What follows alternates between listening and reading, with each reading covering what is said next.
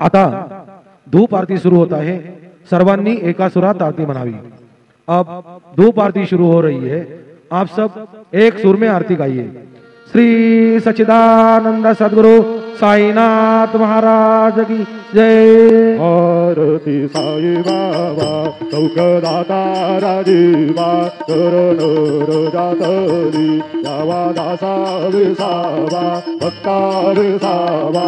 आरती साई बाबा गारुडी आनंद भगवरूपी रंग मुमुक्षुरनादावी निडोळा श्रीरंग डोळा श्रीरंग। आरती साई बाबा जया मनी जैसा भाव जया तैसा अनुभव लाविसी दया घना ऐसे तुझे माव तुझे माव। आरती साई बाबा तुमचे नाम ध्याता हरे संस्कृती व्याधा अगाध तप करणी मार्ग दाविसी अनाथा दाविसी अनाथा। आरती साई बाबा कलियुगी अवतार सगुण पर ब्रह्म साकार अवतरण झालासे स्वामी दत्त दिगंबर दत्त दिगंबर। आरती साई बाबा आठा दिवसा गुरुवारी भक्त करी तिवारी प्रभु पद पावया भव भय निवारी भय निवारी। आरती साई बाबा माधारी दौरवा तव चरण रजा शिवा मागने आता तुम्हा देवाधिदेवा देवाधिदेवा। आरती साई बाबा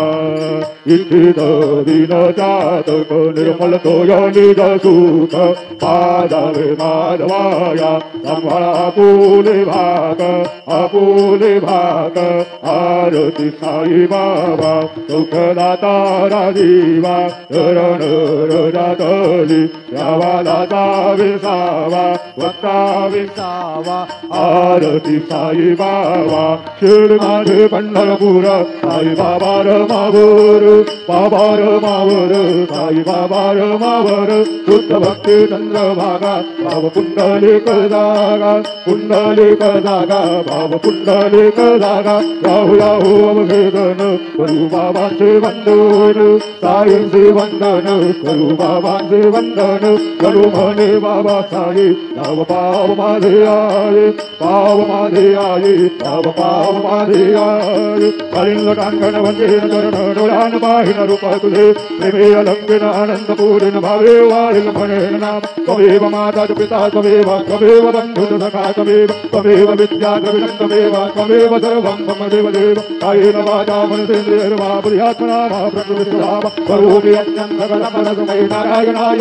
समर्पयामि। अच्युतं केशवं रामनारायणं कृष्णदामोदरं वासुदेवं श्रीधरं माधवं गोपिकावल्लभं जानकीनायकं रामचन्द्रं। हरे राम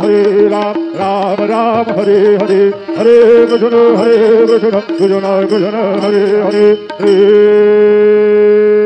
गुरुदेव दत्त अनंता तुला ते कसे रे समावे अनंता तुला ते कसे रे नमावे अनंत मुखांचा शिलेसे शगाता नमस्कार साष्टांग श्री साईनाथा। स्मरावे मने त्वत्पदा नित्य भावे पुरावे तरे भक्तीसाठी स्वभावे तरावे जगातारुणी मायताता। नमस्कार साष्टांग श्री साईनाथा वसेद सदा वया संतलीला इसे अन्यलोका परिदो जनाला परि अंतरिज्ञान कैवल्यदाता। नमस्कार साष्टांग श्री साईनाथा पराला राजन महामानवाचा नरासा दगासा धनीभूत साधा धरू साई प्रेमा कराया हंता। नमस्कार साष्टांग श्री साईनाथा धरावे करेसान अलपज्ञमाला करावे अमाधन चुंबो निघाला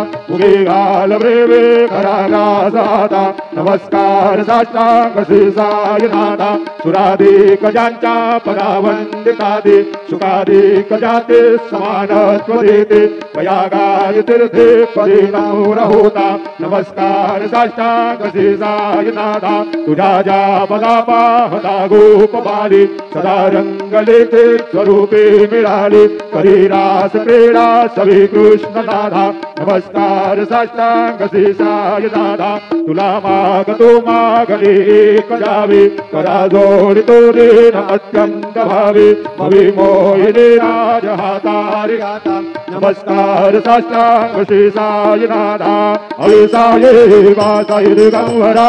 अक्षय रूपवतारा सर्वै व्यापक तू ऋतु सारा अनसुयात्र कुमारा बाबा ये वा काशे सान जप प्रतिदिवसे कोल्हापुर भिक्षेषे निर्मल नद तुंगा जलप्राशे निरामाहुर देशे ऐसा ये वा धूळे रोमतसे वाम करे विधोलर मरोधारी भक्ता वरद सदा सुखकारी मुक्तेशारी ऐसा ये वा ताये मारुका जपमाला कमंडलो मृगशाला धारण कर सेवा नाग जटा भूत शोभतो माता ऐसा ये वा तत्पर तुझाया जिधाने अक्षय धान्य सदनी लक्ष्मी वास करे नरजने रक्षद संकट वारुणी ऐसा ये वा या पर ध्यान तुझे गुरुराया दृष्ट करे नयनाया पूर्णानंद सुखे एकाया लाभ से हरे गुण गाया ऐसा ये वा साई दिगंबरा अक्षय रूपवतारा सर्वै व्यापक तू श्रुत सारा अनसुयात्र कुमारा बाबा ये वा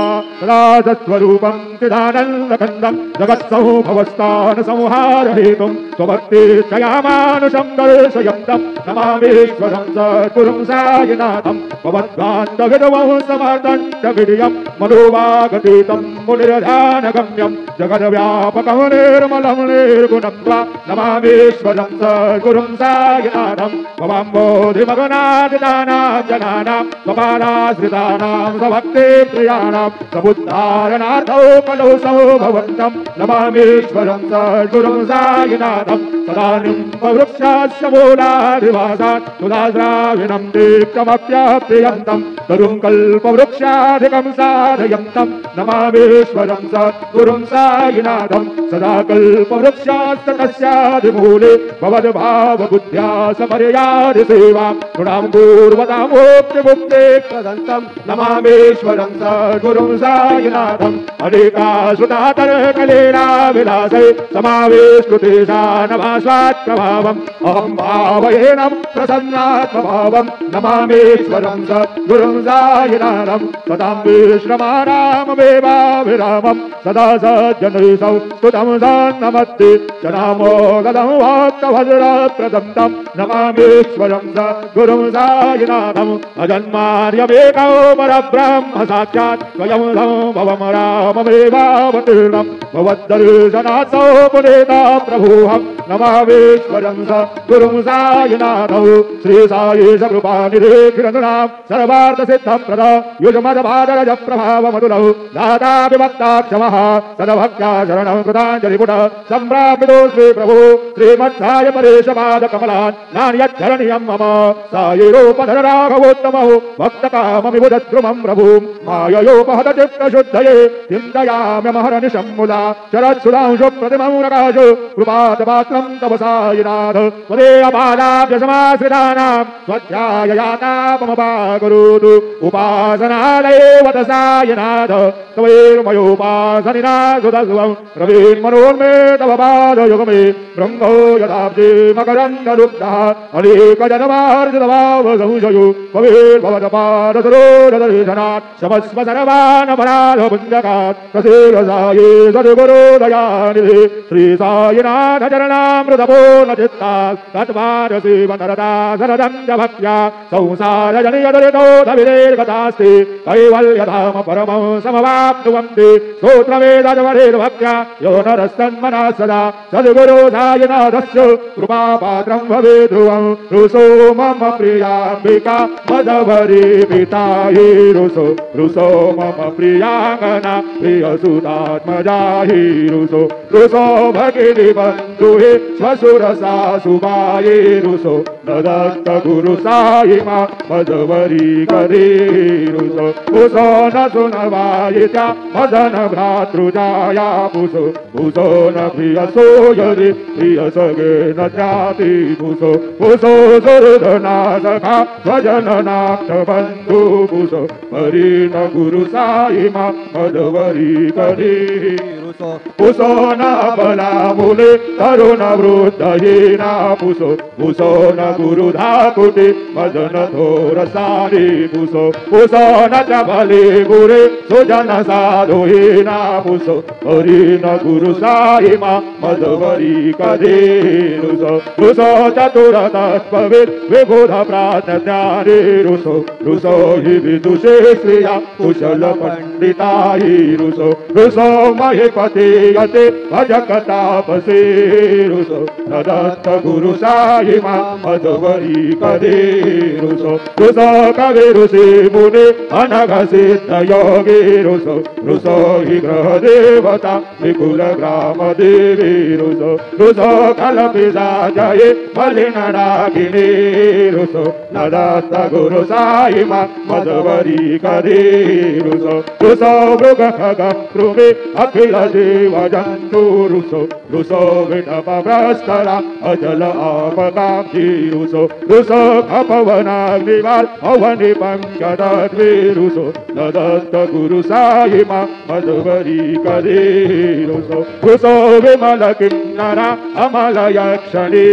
रुसो शशि खगादे गगनि तारकाहि रुसो अमर राजहे अदय धर्म राजा रुसो न दत्त गुरु साई मा मदवरी कदे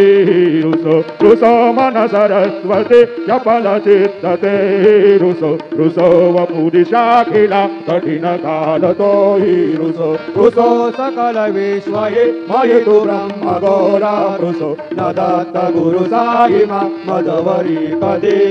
रुसो विमूढ मनोनि हसो मदन मत्सराहि रसो पदाभिरुचि उल्हसो जनन कर्दमीना भसो अदुर्गधृति तादसो अशिव भाव मागे खसो प्रपंचि मन हे रुसो दृढ विरक्ति चित्ति रसो पुनाचे गुणानसो न च स्पृहा कशाचे असो सदैव हृदये वसो मनसि ध्यानि साई वसो पदे प्रणय रसो निखिल दृश्य पावादिसो न दत्त गुरु साई मा उपरि याचनीला रुसो हरि ओम जते यज्ञमय देवास्तानि धर्माणि प्रथमानि यासन्ना देहनाकं महिमान सजन्द यत्र पूर्वे सार्या सन्ति देवाः ओम राजाधिराजाय पतये असायिने नमो वयं वै श्रवणाय गुरुमहे समे कामान कामकामाय मय्यौ कामेश्वरो वै सवनो ददातु कुबेराय वै श्रवणाय महाराजाय नमः ओम स्वस्ति साम्राज्यं यम स्वाराज्यं वैराज्यं वारवे समराज्यं महाराजमाधिपत्यमयन् समन्दपरियाः ईशा सार्वभौम सर्वायुषां दादा परार्थात् पृथिव्यै समुद्रपर्यन्तायाम् एकराजतप्तेश श्लोकोऽभिगीतो मरुतः परमेष्टात् मरुतस्यावसङ्ग्रहे आवीक्षतस्य कामप्रे विश्वे देवा सभासदयते श्रीनारायण वासुदेवाय सच्चिदानन्द सद्गुरु साईनाथ महाराज के जय करचरण कृतं वा कायजं कर्मजं वा श्रवणनयनजं वा मानसं वा पराधं वेदं वा सर्वमेतत्क्षमस्व जय जय करुणाब्धे श्री प्रभो साईनाथ श्री सच्चिदानन्द सद्गुरु साईनाथ महाराज के जय राजा योगी राजा परब्रह्म साईनाथ महाराज श्री सच्चिदानंद सद्गुरु साईनाथ महाराज की जय। ओम श्वेतांगं श्वेतवस्त्रं सितकुसुमगणैः पूजितं श्वेतगन्धैः क्षीराब्धौ रत्नदीपैः सुरनरतिलकं रत्नसिंहासनस्थं दूर्भिर्पाशाङ्कुशाब्जा भयवरदगतं चन्द्रमौलिं त्रिनेत्रं ध्याये शान्तरतमीशं गणपतिममलं श्रीसमेतः प्रसन्नं नमः शम्भवाय च मयो भवाय च नमः शङ्कराय च मयस्कराय च नमः शिवाय च शिवतराय च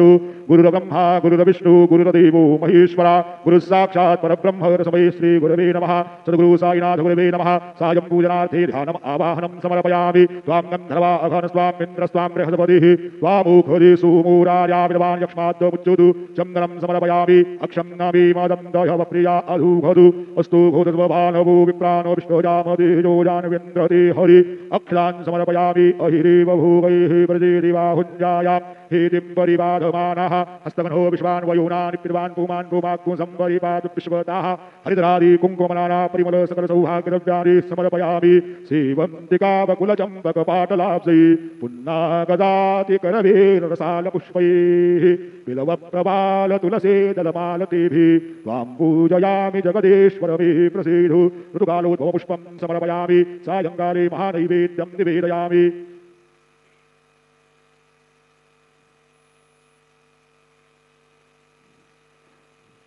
चतुष्कोणोपरि नैवेद्यपात्रं निधायो गायत्रीमन्त्रेण पात्रान् प्रोक्षयेतु दीनवाः अमृतीकृत्यो प्रतन्वा सत्येन परिसञ्जामि नैवेद्यं निवेदयामि ॐ प्राणाय स्वाहा ॐ अपानाय स्वाहा ॐ व्यानाय स्वाहा ॐ उदानाय स्वाहा ॐ समानाय स्वाहा ॐ ब्रह्मणे नमः नैवेद्यमध्ये वाण्यं समर्पयामि पुनर्नैवेद्यं निवेदयामि ॐ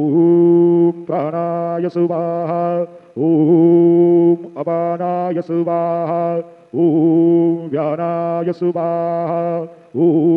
उदानाय स्वाहा ॐ समानाय स्वाहा ॐ ब्रह्मणे नमः नैवेद्यं समर्पयामि हस्तप्रक्षालनं समर्पयामि मुखप्रक्षालनं समर्पयामि सद्गुरु साईनाथ देवताभ्यो नमः चरणकमले प्रार्थनापूर्वक नमस्कारं करोमि श्री सच्चिदानंद सद्गुरु साईनाथ महाराज की जय।